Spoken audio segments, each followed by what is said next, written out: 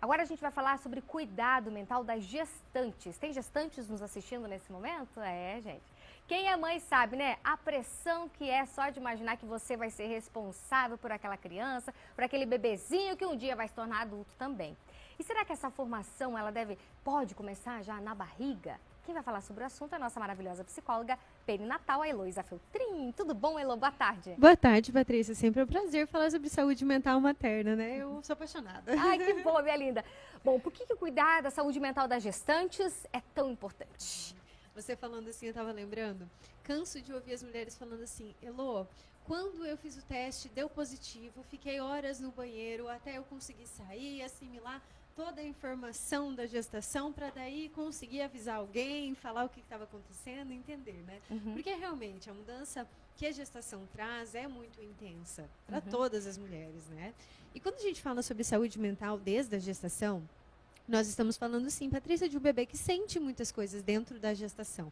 Por isso que é tão importante falarmos sobre esse tema, né? Então é isso, por exemplo, isso que eu ia perguntar. O bebezinho que está lá dentro, bem guardadinho, bonitinho no forninho, ele sente essas emoções da mãe? Sente. A partir das 28 semanas, ali, quando ele começa do 7º mês para frente, ele já sente as emoções. É claro que ele não vai sentir assim, a minha mãe está triste agora, minha mãe está feliz. Mas ele sente na mesma proporção que a mulher sente também. Porque tudo que está na corrente sanguínea da mulher vai para o bebê. Quando ele começa a se desenvolver mais, né, vai avançando a gestação, a gente vai desenvolvendo os ouvidos, a pele. Então, nessas 28 semanas, no 7º mês ali, o bebê já começa a desenvolver um sistema nervoso e começa a captar as sensações que a mãe tem. Então, por exemplo, se essa mãe está muito estressada, com o nível de cortisol, que é o hormônio do estresse, muito alto, ele vai sentir essa onda também, onda de estresse. Ele vai ficar mais agitado, vai ficar mais irritado dentro da barriga. Muito provavelmente que essa mulher vai sentir esse bebê mexer muito mais do que o normal. E aí, por exemplo, mulheres que vão fazer ultrassom e comem o chocolate, né? O chocolate, ele traz essa sensação de bem-estar, por exemplo, né? De agitação num bom sentido. E aí, quando vai fazer ultrassom, o bebezinho está lá agitadíssimo, né? Então, sim, ele sente dentro da barriga já tudo o que a mulher está sentindo. Por isso que a gente precisa cuidar ainda mais com a saúde mental no processo da gestação. Você vê só, e você falando do chocolate, eu lembrei que eu comi o chocolate na vez errada do ultrassom. Eu comi no dia do ultrassom que o bebê tinha que ficar mais parado para medir coração, batimento. E o doutor, nossa, a tua criança está agitada? Aí eu, aquela cara de plena paisagem, não sei, acordou assim. Falei, ai, Patrícia, olha só. Mas, Elô, por exemplo, a gestante passar por algum trauma durante a gravidez, né? Enfim, alguma coisa de muito impacto. Esse bebezinho, estando já aí, vamos dizer, depois das 28 semanas, ele também vai sentir isso. Depois que ele está fora da barriga, que ele está crescendo, se desenvolvendo, de alguma forma isso ainda pode afetá-lo? Ele pode ter essa lembrança? A gente está avançando na ciência agora sobre essa questão assim do quanto o bebê sente na barriga. Mas a gente já tem estudos que sim, que eles sentem essa marca e esse trauma. É claro que, assim, de uma forma muito... um resquício, né? Mas eles sentem, sim.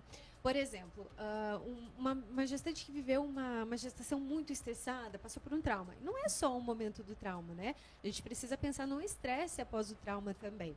Consequentemente, essa vivência deixou uma marca nesse bebê.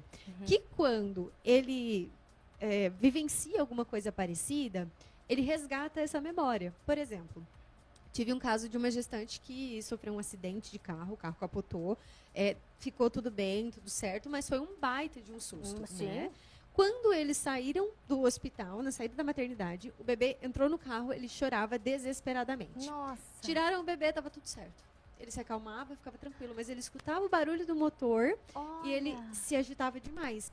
Então, consideramos que isso pode ser um trauma em relação ao acidente que ele sofreu. Ele não entende o que aconteceu, Mas aquela vivência foi muito grandiosa a ponto de, sim, gerar uma marca num bebezinho recém-nascido.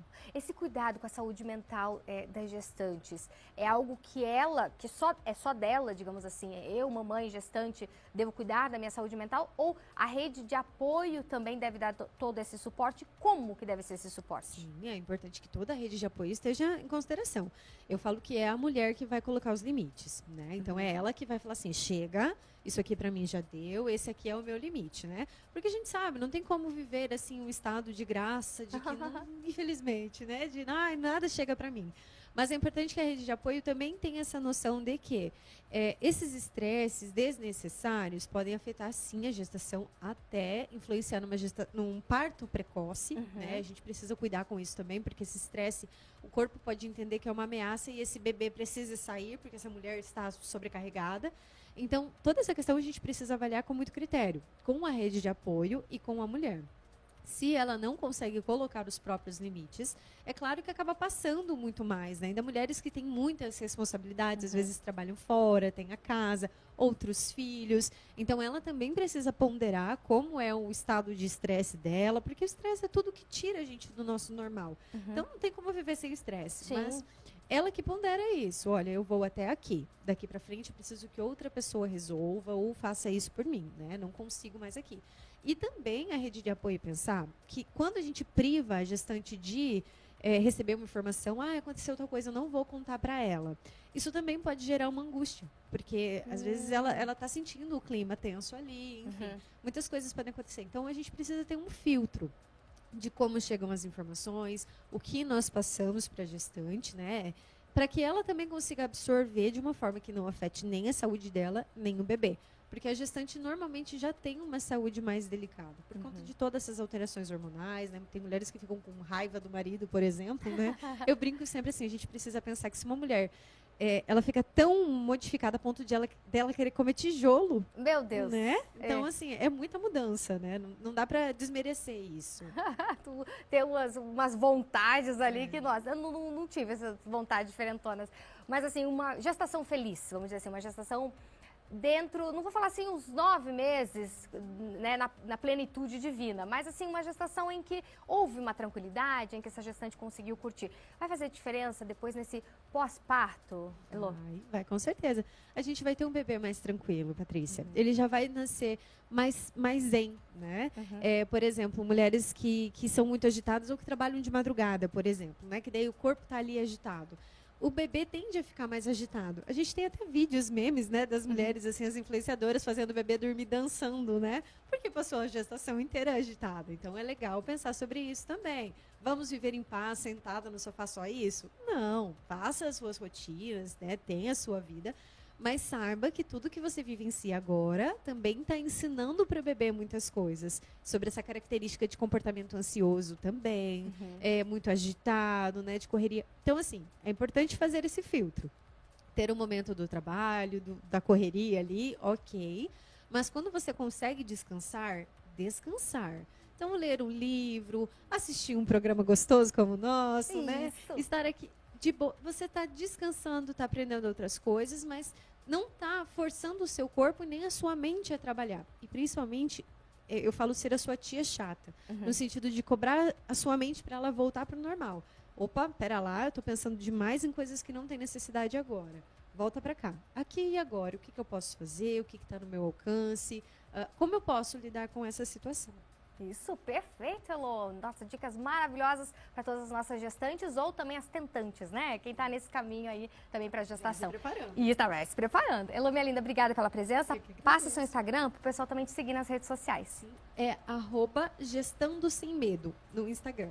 Bem tranquilo, bem fácil. Ou pode procurar pelo meu nome também, Heloísa Feltrin. Tem o meu WhatsApp lá. Tem um acompanhamento bem especial para as mulheres que vão para o parto sem medo, né? Querem viver esse momento.